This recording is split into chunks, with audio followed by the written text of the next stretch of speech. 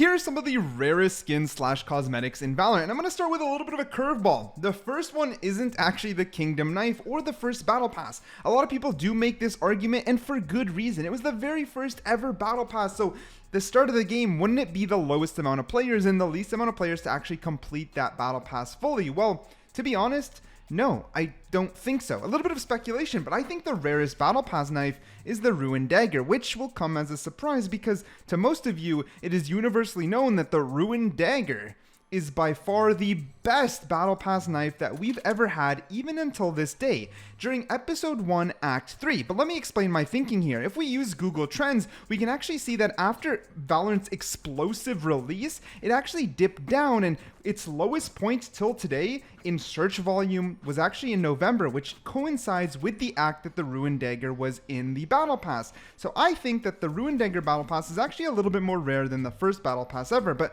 let me know what you think about my thinking here. Though after the curveball comes something a little bit more basic, the Champions 2021 bundle. This one was obviously an exclusive and it's never coming back to the shop, and if you didn't get the Vandal and the KARAMBIT at the time, you'll never actually own it anymore. Now, there is one thing I do want to mention. Between Champions 2021 and the second obvious one, Champions 2022, which both are released for VCT in an exclusive form and will never return, I don't actually know which one is more rare than the other. I have two forms of thinking. Let me know what you think down below on them. The first one being that a lot of people didn't buy the first one and then regretted it, so there was more purchase volume in the second one. The second one also had more effects going on with it. The Phantom was more unique, so I would think maybe, just maybe, that the Vandal bundle is a little bit more rare. But on the flip side, more players do use the Vandal than do the Phantom, and the KARAMBIT was a little bit more unique than the Butterfly Knife by the time the Butterfly Knife came out. So I don't know which one's more rare between the two, and we never will know unless Riot releases sale volume, which doesn't make much sense for them to do.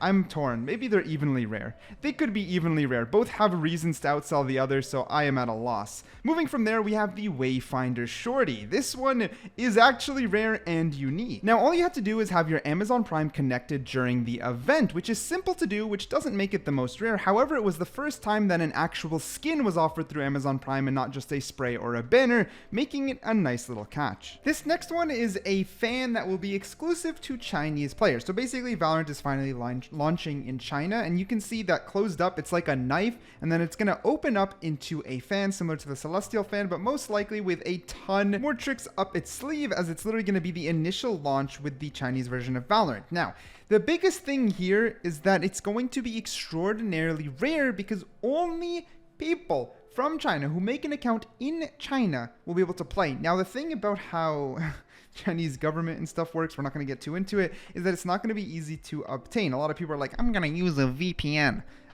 No, it's not going to work. One, even if you do get in and you're able to use a VPN, you're not going to actually be able to purchase this, or once you purchase it, because one, you're probably not going to be able to purchase it because it's not going to be the normal payment methods. Two, even if you do purchase it, you're going to be stuck playing in China with high ping. You can't convert your account back. They're almost always region locked in China. And it doesn't end there. It doesn't end there. It's its own client. That's the thing. This is how League of Legends works too. It's its own client. It's not like normal you log into EU or NA and I can just switch accounts like I do right now. No. It's its own client. Right now what you're watching is a trailer, and it goes to show that the Chinese client is going to get probably replay system first and a built-in recorder where like it's going to automatically highlight, you know, like how we download third-party software to highlight our clips. Well, because of how strict it is in China, they're going to have to integrate it into the Riot system. Look at all this. Look at this. This is is this your client? Because it sure as heck isn't my client. Look, you can sort by agent. It just sounds like an ad for like something from Overwolf, right? Like a Valorant Tracker or Strats, but it's not. It's what Riot's going to build in. Otherwise, Chinese players might not even have a chance to record or find anything in their game. This will almost always lead to a replay system coming in first as well, which is honestly a huge L. So from start to finish, this might be the rarest knife skin in the entire game once it officially launches. Going back to being Mr. Obvious, the Arcane Sheriff here is obviously a rare catch. A lot of people do regret not buying it, and if it wasn't for the newest release of Neo Frontier, it held the #1 spot, even according to my community vote list when it came to the best sheriff in the game, and still holds its own at #2 right now, again according to community vote, and it's for good reason. It is clean, it is unique, and it has a special niche. Actually, it was one of those things that not only was it a one-time purchase and you can never get it again, but on top of that, it doubled down on a niche, right? It's supposed to be Jinx themed from League of Legends. It has a very special tune to it, and it will hold its own for a long while, in my opinion. I hate to be that guy, but the Riot Buddy, or the Fist Bump Buddy, is still a rare cosmetic even till this day. Now on NA, it is becoming more and more common as riders are able to hand out this Fist Bump Buddy. Also, there's a Valorant logo on the back for some of you who didn't know. For some reason, some people don't know that, but either way, I digress. The reason it's still rare is because in other regions, specifically in Europe or Asia, there actually are a lot less riders roaming around on the servers, and it's way less likely to run into one, and then it becomes way less likely for random players to get it. Meaning that only really content creators on the Asia and Europe side have a Riot Buddy, while on NA, they are handed out a little more frequently, but I digress. Statistically speaking, because of the way you get the Fist Bump Buddy, it is still a rare cosmetic. Now, this isn't specific to just the Bruno coin spray, which is a nod to the Dogecoin, but I will have to Dogecoin, but I do have to say one thing about it is I'm going to lump it up with all the Prime Gaming banners and sprays, that they are somewhat rare cosmetics because one, you have to be an Amazon Prime user, but then it also has to be during a specific time. So tons of people don't actually end up claiming these, including me. I just miss them. They're easy to miss. So in theory, it does end up making it so a lot of the Prime spray and banners are considered rare. In a similar tune, when the Arcane Sheriff was launched, we also had a free amount of cosmetics, one of them being this Poro Buddy. Now, if you completed the challenges within a certain amount of time, you unlock this Poro Buddy, and since it was limited time,